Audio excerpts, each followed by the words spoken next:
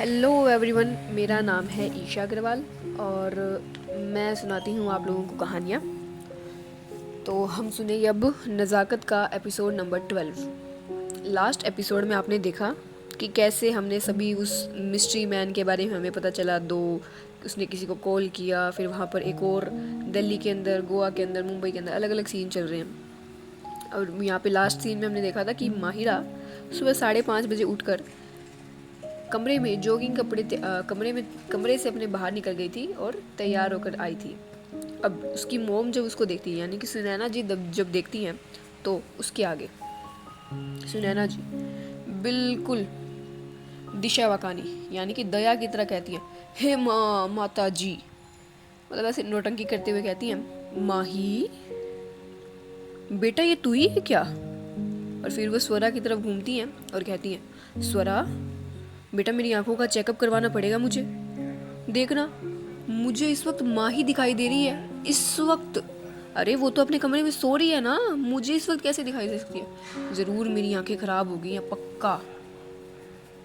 वो इसी तरह नौटंकी कर रही थी।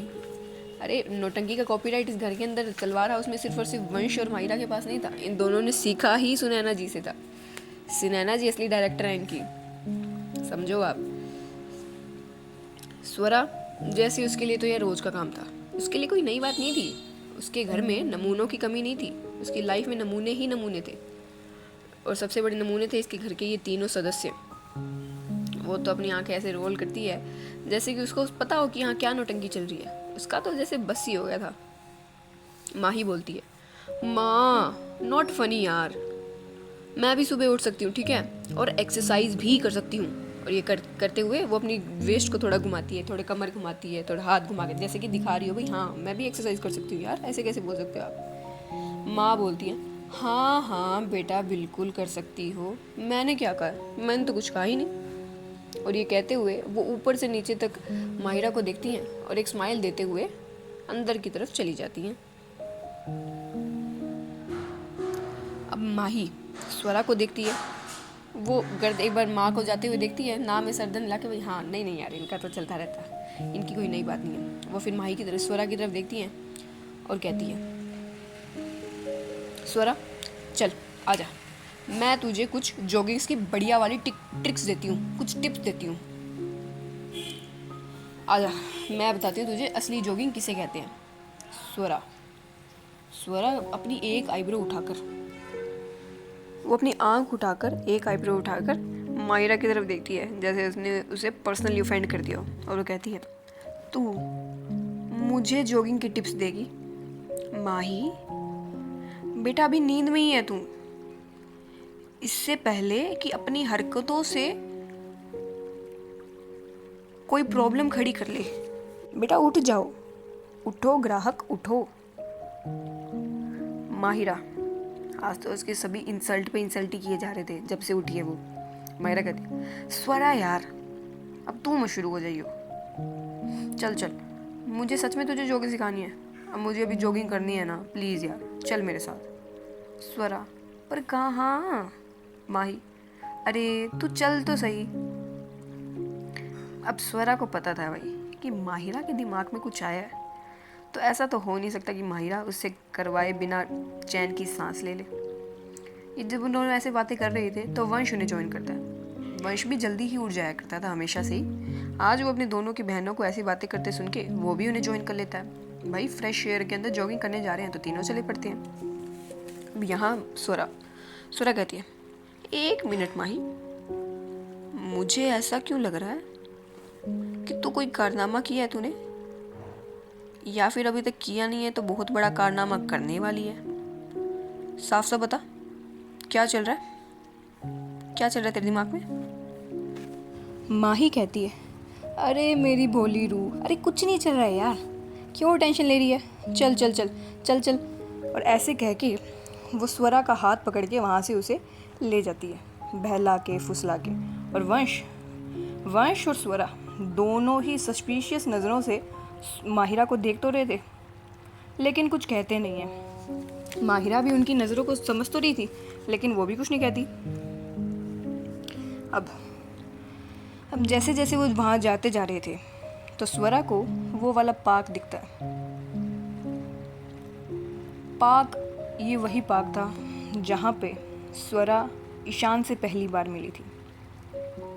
उस पार्क को देख के स्वरा के अपने आप वो जो पहली मीटिंग वाला सीन था वो उसके दिमाग में घूमने लगता है। उसे याद आने लगता है कि कैसे उसकी आंखों को पहली नज़र में ही ईशान ने कितना सटीक पढ़ लिया था, और ईशान की याद करते ही उसका दिल पता नहीं क्यों फिर से उसे याद धड़कने लगता है ज़ोर ज़ोर से। उसे अपनी और ईशान की पहली मुलाकात याद आने लगती है, और उसका दिल कुछ कहने की कोशिश कर रहा था कि मैं तेज़ भाग रहा हूँ, मुझे समझो। लेकिन स्वरा तो किसी की कही हुई शब्दों की बात ना समझे तो वो तो अपने ही दिल की बात थी, खास करके अपने दिल की बात तो वो बिल्कुल ही नहीं समझ पाती। बेचारा वो दिल कितनी ज़ोर ज़ोर से पंप कर रहा था, लेकिन स्वरा थी कि समझने का नाम ही नहीं ले रही थी। ईशान को याद करते ही उसका दिल धड़कने लगा था, तो उसे कुछ तो समझना चाहिए था, लेकिन वो कुछ भी याद नहीं करती। अपने आप को फिर से, अपने दिल को फिर से शटा बोल के लॉक कर देती है। यहाँ आकाश बच्चा को बाइक सिखाने के बहाने ईशान और रन्या को दोनों को घर से ले आता है। आकाश के लिए ये बहुत बड़ी बात नहीं थी, क्योंकि ईशान तो ऑब्वियसली वो तो योगा एक्सरसाइज वगैरह करता ही था, और वो अनन्या को बाइक सिखाने के बहाने अनन्या को भी ले आया था, और अनन्या को बाइक सिखाने के लिए वो ईशान को भी यही गोली देकर, यही बात समझाकर उसे घर से बाहर निकाला था। अब अनन्या बोलती है, आकाश भाई आप हमें यहाँ क्यों ले आए हैं? हम घर के गार्डन एरिया में भी तो बाइक सीख सकते थे ना, वहाँ सिखा देते आप मुझे। आकाश कहता है, अरे बच्चे, घर में वो वाली बात कहाँ है जो यहाँ रोड पर है, जो असली फील्ड में है। घर में तो यार वो सारे प्रोटेक्टेड ऐसे बॉडीगार्ड मुझे ऐसे घूरते हैं जैसे अभी गोली मार देंगे मुझे, कि कोई टेररिस्ट हूँ मैं, मुझे अभी गोली मार देंगे वो। यहाँ देखो कोई नहीं देख रहा है, कोई ब्लैक सूट के अंदर काले चश्मे लगा के कोई नहीं घूर रहा है हम यहाँ एकदम फ्री हैं। बच्चा आकाश की बात सुन के बात तो आप बिल्कुल ठीक कह रहे हैं, और वो इसी तरह उन दोनों को ले जाता है। रास्ते के अंदर आकाश माहिरा को मैसेज करता है कि वो ईशान को ले आया है। तुरंत ही माहिरा का भी रिप्लाई उसे आ जाता है कि वो भी स्वरा को वहाँ ले आई है। अब दोनों का प्लान क्या था ये तो हमें पता चलेगा, लेकिन ये दोनों कोऑर्डिनेट कर रहे थे। इन दोनों का प्लान तो था, कुछ तो आज होने वाला था, अच्छा खासा कुछ होने तो वाला था। देखो आज यहाँ कुछ देर बाद माहिरा स्वरा से कहती है, काफ़ी वॉकिंग वगैरह करने के बाद, कुछ जॉगिंग वगैरह कुछ एक्सरसाइज करने के बाद माहिरा कहती है स्वरा से, ओह चल रू, आज के लिए तो मैंने बहुत टिप्स दे दी तुझे, बाकी कल दूंगी। हाँ, और आज जो सिखाया वो भूलना नहीं है, समझ गई है ना? अब कल के लिए रेडी हो जा, कल प्रो टिप्स दूंगी तुझे। स्वरा के लिए नई बात तो थी नहीं। वो कहती है, ऑफ कोर्स, कभी नहीं भूलूंगी कि ह्यूमन ऑडेसिटी की कोई लिमिट्स नहीं होती। अब आज के लिए तेरा हो गया हो तो चले घर। स्वरा अपनी इसी कोल्ड वॉइस में कहती है। वंश कहता है, पर मुझे तो अभी तो कुछ हजम नहीं हो रहा कि माही दी सुबह जल्दी उठकर जॉगिंग पर आई है। कुछ तो गड़बड़ है दया। और वो ऐसे कह के कुछ एक्टिंग करने लगता है। माहिरा उसका कान मरोड़ते हुए कहती है, चुप कर तू वंश के बच्चे, कोई गड़बड़ नहीं है, और बड़ा आया इसी पर प्रद्युमन बनने वाला तू, चल तुझे फिर से तुझे वंश बनाती हूँ। और वो वंश का कान पकड़े पकड़े ही स्वरा की तरफ देखती है और कहती है, रू तू चल बाहर, हम आते हैं, मैं इसको सीधा करके अभी आती हूँ। स्वरा, उसका तो ऑब्वियसली सुबह पहले का काफ़ी ड्रामा ऑलरेडी हो चुका था उसका। तो वो स्वरा मानो चाहे ना मानो वो एंजॉय तो देखो करती थी, बस वो ऐसे ही बोलती थी कि मुझे कुछ फ़र्क नहीं पड़ रहा, लेकिन वो एंजॉय तो देखो करती थी, पूरा एंजॉय करती थी। और वो ऐसे ही अपनी गर्दन ना हिला के वहाँ से चली जाती है। स्वरा के लिए तो रोज़ का ही था, वो इग्नोर करती है और बाहर चली जाती है। यहाँ आकाश भी ईशान को कुछ लाने के बहाने से बाहर भेज देता है। आकाश ईशान को कुछ बहला फुसला के कुछ समझा के कुछ लाने के बहाने से बाहर भेज देता है और बच्चा को बाइक सिखाने लगता है। अब ईशान भी बाहर है, स्वरा भी बाहर है, तो क्या ये दोनों मिलेंगे? ऑफ कोर्स मिलेंगे भाई, हमारी कहानी है, इनको मिलना पड़ेगा, नहीं मिलेंगे तो मिला देंगे। यही तो माहिरा और आकाश का प्लान है। अब वो माहिरा को मैसेज करने जाता है। कौन? आकाश। ईशान को भेजने के बाद आकाश अपना फ़ोन निकालता है और माहिरा को मैसेज करना चाहता है कि उसने ईशान को बाहर भेज दिया है। क्या तुमने भी स्वरा को बाहर भेज दिया है कि हमारा प्लान स्टार्ट करें? वो उसकी आगे की बात की कोऑर्डिनेट करना चाहता था माहिरा से। इतने में ही उसे सामने से आ रही माहिरा दिख जाती है। वो माहिरा का हंसता हुआ चेहरा उसे दिख जाता है। सुबह के दीदार उसका, आज का उसका सनशाइन, आज का उसका सनराइज़ तो हो गया था। उसे देखते ही आकाश के फेस पर ऑटोमेटिक स्माइल आ जाती है। उसका दिल धड़कने लगता है। नहीं, धड़कता तो हर वक्त है, लेकिन थोड़ा थोड़ा तेज धड़कने लगता है। लेकिन जब वो धड़क ही रहा था वो दिल, जब उसका, जैसे ही आकाश की नज़रें माहिरा के साइड में जाती है, उसका वो धड़कता हुआ दिल धक करके बैठ जाता है। जैसे तो वो बॉल की तरह फुदक रहा था, लेकिन अब एकदम सेटल होके बैठ जाता है उसका दिल, क्योंकि सामने से वंश और माहिरा दोनों एक दूसरे से लड़ते झगड़ते, प्लेफुली एक दूसरे को मारपीट करते हुए, हंसी मजाक करते हुए आ रहे थे। मस्ती मजाक कर रहे थे दोनों एक दूसरे के साथ। दोनों के फेस पे ही स्माइल थी। और ये सीन देखकर आकाश को पता नहीं क्यों ऐसा लगता है उसके दिल में किसी ने खंजर घोंप दिया। वो वहीं रुक जाता है।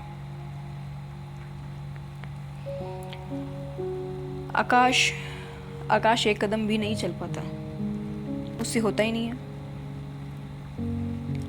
अपने किसी इंसान को इस तरह किसी और के पास, अपने उस स्पेशल इंसान को किसी और के साथ इस तरह देख के आप कैसे कुछ रिएक्ट कर पाओगे? और इसी वजह से आकाश का ध्यान नहीं जाता अनन्या पर, और अनन्या का बैलेंस बिगड़ जाता है। क्योंकि वो बाइक सीख रही थी, अनन्या का बैलेंस बिगड़ जाता है और वो सीधा जाकर वंश से टकराती है। वंश से टकराने की वजह से बाइक स्पीड में तो नहीं थी, बस वो वंश से थोड़ी टकराई थी, जिससे वंश नीचे गिर जाता है।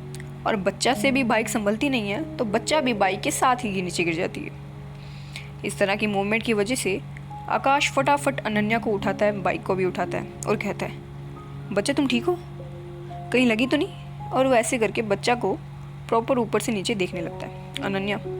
अनन्या भी थोड़ा हर्ट होते हुए, तो शायद उसे कुछ लगी थी थोड़ी बहुत, लेकिन वो जताती नहीं, और वो कहती नहीं भाई मैं ठीक हूँ। और यहाँ माहिरा भी जल्दी से वंश के पास जाती है और कहती है, वंशु यू ओके? वंश कहता है हाँ, में सर हिलाता है और गुस्से में अनन्या की तरफ देखता है। कहता है, तुम, ये कोई जगह है बाइक चलाने की? अगर मुझे कुछ हो जाता तो? वंश गुस्से में कहता है अनन्या की तरफ देख के। अनन्या कहती है, तुम्हें अकेले को कुछ नहीं होता, मैं भी नीचे गिरी हूं ना, साथ में ही तुम्हारे। और ये किस टोन में बात कर रहे हो तुम मुझसे? आज से पहले मुझसे ऐसे किसी ने बात नहीं की। अरे भाई, अनन्या प्रिंसेस थी, अग्रवाल्स की प्रिंसेस थी, हमेशा से उसे प्रिंसेस ट्रीटमेंट मिला है। कोई इस तरह से उससे बात करेगा? भले ही अनन्या की गलती थी, लेकिन फिर भी लड़कियां अपनी इस तरह से जल्दी से गलती मान ले, नॉट पॉसिबल। सामने से वंश कहता है, ओह रियली? तो हर चीज का फर्स्ट टाइम होता है मैडम, और मतलब हद है। एक तो आप किसी को अपनी बाइक से ठोक देती हैं, फिर ये एक्सपेक्ट करती हैं कि सामने वाला आपसे आराम से बात करेगा। पापा की परी। वंश को भी गुस्सा था, क्योंकि सामने वाला बाइक से इंसान से उसे टकराया था, लगी नहीं थी उसे, लेकिन फिर भी। अब वंश की ऐसी बातें सुनकर और आखिरी की लाइन सुनकर तो अनन्या को और भी गुस्सा आने लगता है, क्योंकि उससे पहले ऐसे तो इस तरह का रियलिटी चेक तो उसे कभी नहीं किसी ने दिया। वो कहती है, हाँ हूँ मैं पापा की परी, तुम्हें कोई प्रॉब्लम है उससे? मेरे पापा ने पाला है मुझे परियों की तरह, तो हूँ मैं पापा की परी और मैं प्राउड हूँ इस पर। और तुम तो ऐसे बोल रहे हो जैसे तुम तो माँ के लाल पीले हो ही नहीं। हाँ, तुम्हारा क्या ख्याल है? बच्चा की ऐसी तर्क भरी बात सुनकर वंश को और भी गुस्सा आने लगता है। वो कहता है, कमाल है ना, एक तो गलती करती हो और सॉरी बोलने की बजाय मुझ पर ही चढ़े जा रही हो, मतलब हद ही है। वंश को तो भी गुस्सा आ रहा था। अनन्या भी अपनी बात कहते हुए कहती है, सॉरी? हाँ, नो वे, पहले मैं सॉरी बोलने वाली थी, लेकिन तुम्हारी इस टोन और बिहेवियर की वजह से भूल जाओ कि अनन्या तुम्हें कभी सॉरी बोलेगी। अनन्या को भी गुस्सा था। ऑब्वियसली भाई, लड़कियों पे गुस्सा जचता है, कोई कमेंट नहीं करेगा। वंश को तो यकीन ही नहीं हो रहा था कि ये सामने वाली लड़की क्या बकवास कर रही है, कैसे बात कर रही है। वंश कहता है, तुमसे तो बात करना ही बेकार है, माही दी चलिए घर। और ये कहकर वो वहाँ से माही को देखता है मुड़ते हुए।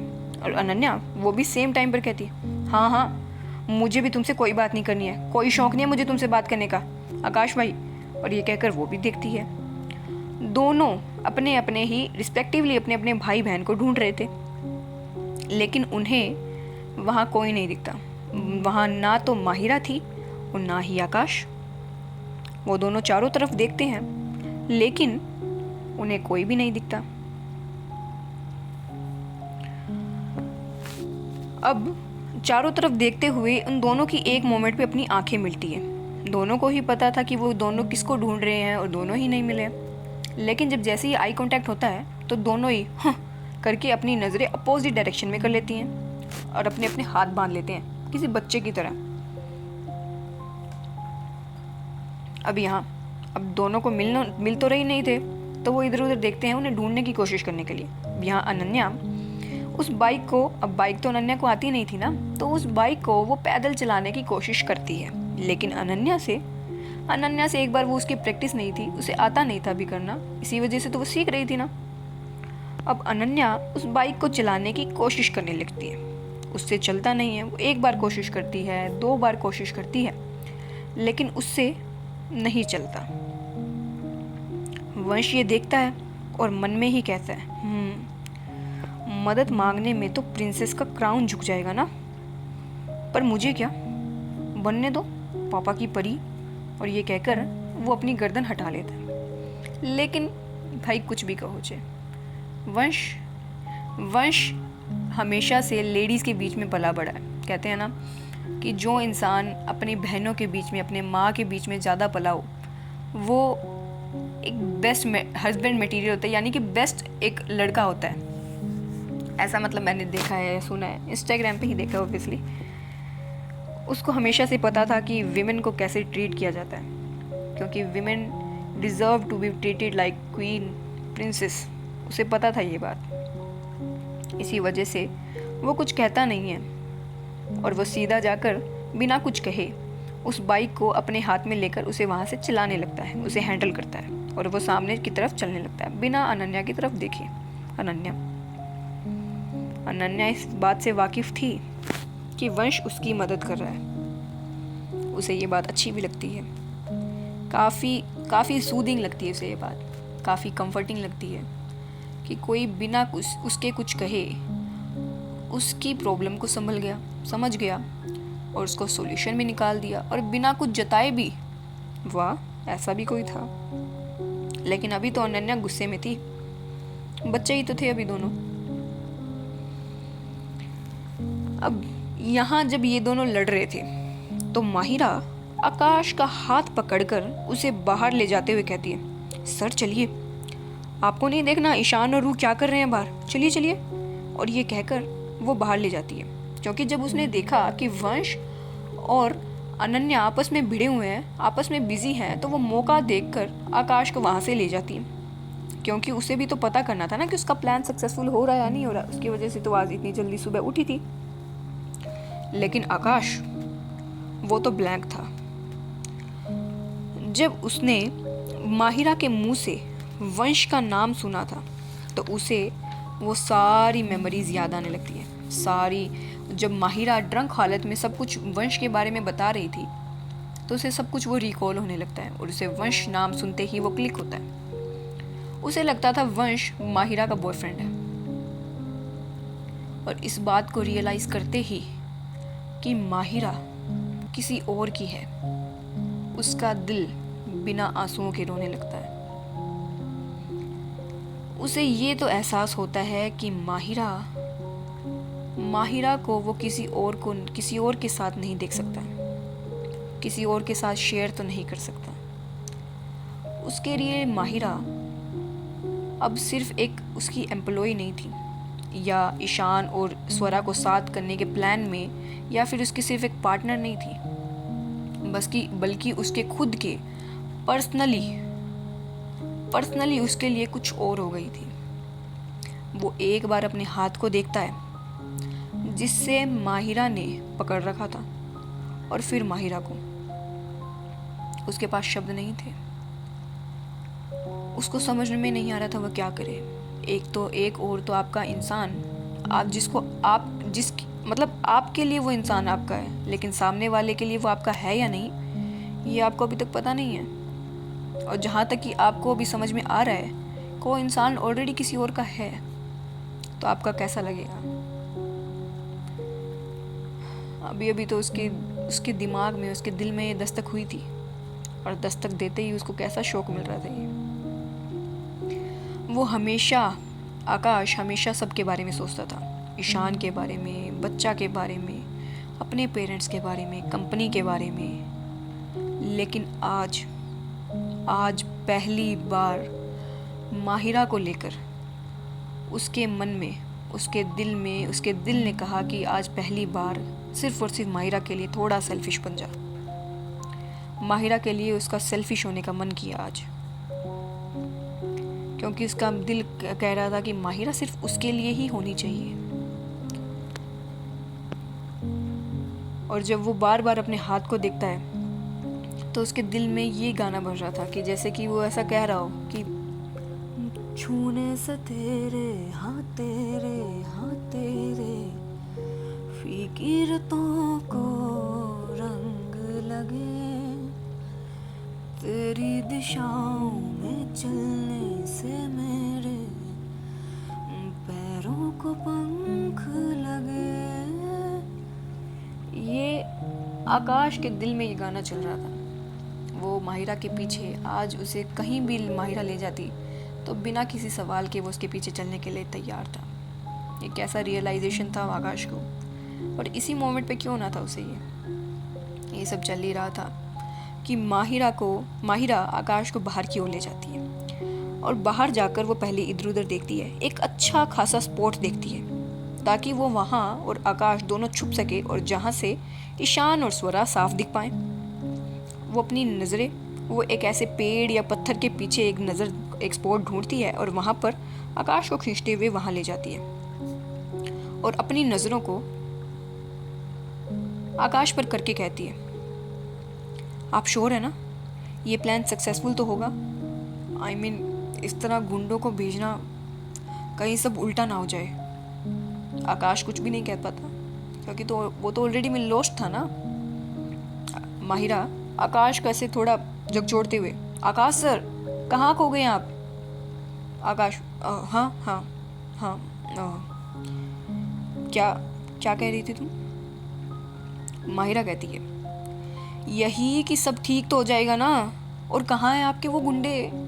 प्लान सक्सेसफुल तो होगा ना, और वो आपके गुंडे सही काम तो करेंगे ना? नकली गुंडे हैं ना वो, सब जानते तो होगे वो, मुझे तो टेंशन हो रही है। आकाश कहता है, अरे तुम चिंता मत करो। आकाश अपने उसी कंपोजर में वापस उसी में आ जाता है। आकाश के पास भी मानो जैसे कि एक बटन था, कि अपनी फीलिंग्स को ऑफ करने का एक बटन है, और अपने एक्टिंग करने का बटन चालू कर दिया उसने।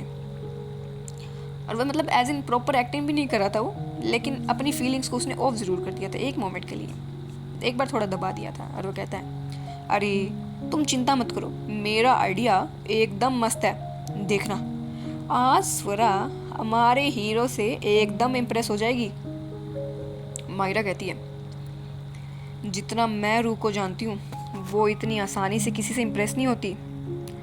आई जस्ट होप कि सब ठीक हो। बाय द वे, आप कब से इस रूह को मिस तलवार से स्वरा कहने लगे? हाँ, आकाश कहता है, बस अभी अभी से 2 मिनट पहले से ही। अब ईशान के साथ तो मतलब वो मेरी भाभी हुई ना। तो मिस तलवार थोड़ा फॉर्मल हो जाता है, तो अभी के लिए स्वरा, फिर बाद में स्वरा भाभी। माहिरा थोड़ा हाँ में सर हिलाती है और कहती है आपका भी ठीक है, इस हिसाब से तो ईशान मेरे जीजू होंगे। माहिरा आकाश कहता है होंगे तो सरी।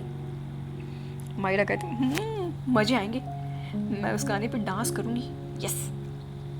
और इसी तरह दोनों बात कंप्लीट करने के बाद एक छोटे से स्पॉट से अपनी एक एक नज़रों से सामने की तरफ देखने लगते हैं।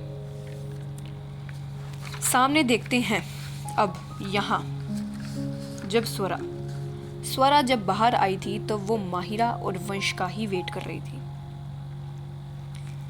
वो काफ़ी देर से वेट कर रही थी और मन में सोच रही थी कि कहाँ रह गए ये दोनों, अब तक आए क्यों नहीं, जाकर देखूं क्या। लेकिन नहीं, वो आ जाएंगे, और ये कहकर वो वहीं पर वेट करने लगती है। अब यहाँ आकाश और माहिरा तो उन दोनों को देख ही रहे थे, लेकिन कुछ नज़रें ऐसी भी थी जो वहीं ईशान और स्वरा पर ही गड़ी हुई थी। एक कार जो कुछ ही दूर में थी, एक प्योर ब्लैक कार जिसके शीशे भी बिल्कुल काले थे। उसके शीशे थोड़े से नीचे होते हैं और वहाँ से एक कैमरे की आवाज़ आती है। वो कैमरा लगातार ईशान की और स्वरा की पिक्चर्स ले रहा था, हर मोमेंट को कैप्चर कर रहा था। अब उस कैमरे के पीछे कौन था ये तो हमें नहीं पता, लेकिन इस बात से ये तो ज़रूर साबित होता है कि कोई तो ऐसा था जो यहाँ पर हो रही हर मोमेंट को कैप्चर कर रहा था, नोटिस कर रहा था, देख रहा था। अब ये इंसान कौन था, या फिर इसको करवाने वाला कौन था, और ये पिक्चर्स क्या साबित करने वाली हैं, या पिक्चर्स क्या काम आएंगी आगे, किसके काम आएंगी, ये तो अभी कोई नहीं जानता। कहानी में ट्विस्ट है और ये क्या चक्कर है। और आपको नहीं लगता कि ईशान, अनन्या, आकाश सब इतने बड़े सीईओ हैं, इतनी बड़ी कंपनी के, इतने ऑल इंडिया के अंदर अग्रवाल्स एम्पायर के ये बच्चे हैं, ये मेन भविष्य हैं, इस तरह रोड पर घूम रहे हैं। वो इसलिए क्योंकि मीरा अग्रवाल कोई छोटी मोटी हस्ती नहीं थी। कमांडोज की एक बहुत बड़ी टीम, एक बहुत बड़ी एक आर्मी टाइप मीरा अग्रवाल के कदमों पर चलती, इशारों पर चलती थी। और वो हमेशा से ही 24/7 अनन्या, आकाश पर नज़र रखते थे, या फिर मैं कहूँ उन्हें प्रोटेक्ट करते थे। इस बात से ईशान और अनन्या शायद दोनों ही बेखबर थे। अब इन दोनों को पता था या नहीं था ये तो हमें नहीं पता, लेकिन एक बात तो ज़रूर थी कि मिसेस मीरा अग्रवाल कुछ तो ज़रूर छिपा रही थी। कुछ तो ऐसा बहुत बड़ा राज था जो उन्हें पता था। और ईशान की और अनन्या की सेफ्टी ये भी तो बहुत ज़रूरी थी। इस तरह वो कैसे भी घर से निकल पा रहे हैं, एक कंपनी में जा पा रहे हैं, क्या ये सेफ़ है? हाँ, क्वेश्चनेबल तो है, लेकिन अग्रवाल्स हैं, कुछ भी हो सकता है, अग्रवाल राइट। ओके, सो अब इसके बाद क्या होएगा वो तो हम देखेंगे हमारे नेक्स्ट एपिसोड में, ठीक है। हाँ, मुझे पता है कि पिछले 2 एपिसोड से हमारे जो मेन कपल है ईशान और स्वरा, उनके बारे में ही कुछ नहीं आया, लेकिन प्लीज़ थोड़ा ट्रस्ट करो, कहानी बिल्डअप हो रही है, प्रॉपर मेन कहानी तो अभी आनी शुरू हुई है। इस तरह से प्रॉपर जजमेंट मत पास करना। काफ़ी अच्छी स्टोरी है ये, काफ़ी रिलेटेबल है, काफ़ी कॉमेडी भी है और मिस्टीरियस भी है, आपको ज़रूर पसंद आएगी। और कुछ इसमें चेंजेस वगैरह करने हो तो बता देना, आपका ओपिनियन काफ़ी मैटर करता है। प्लीज़ ओपिनियन ज़रूर देना कि आपको स्टोरी कैसी लग रही है, स्टोरी के बारे में ज़रूर कुछ ना कुछ ज़रूर कहना, ताकि मुझे पता चले कि यहाँ पर इम्प्रूवमेंट की ज़रूरत है, ये यहाँ पर कुछ ऐसे चेंजेस की ज़रूरत है। मुझे पता है कि आप लोग ईशान और स्वरा की कन्वर्सेशन ज़्यादा चाहते हैं, आई नो, लेकिन मैं आपको बता दूं कि स्टोरी की कहानी ही यही है। ईशान और स्वरा एक ऐसा कपल है, इन दोनों की ब्यूटी ही इसमें है कि ये बोलते कम है, इनको वर्ड्स की ज़रूरत नहीं है। और आकाश और माहिरा का तो कुछ अलग ही सीन है। और यहाँ हमारा कुछ एक नया भी जोड़ी बनेगी। आप समझ रहे हैं ना, अनन्या और वंश की। तो क्या इन तीन बहन भाइयों के साथ कैसी लगी इन दोनों की जोड़ी, या फिर इन दोनों फैमिलीज में कोई ऐसा पास्ट है और यहाँ क्या सीन है, एक बार तो ज़रूर बताना। Thank you. अपना ओपिनियन ज़रूर शेयर करना। Okay, bye, Tata.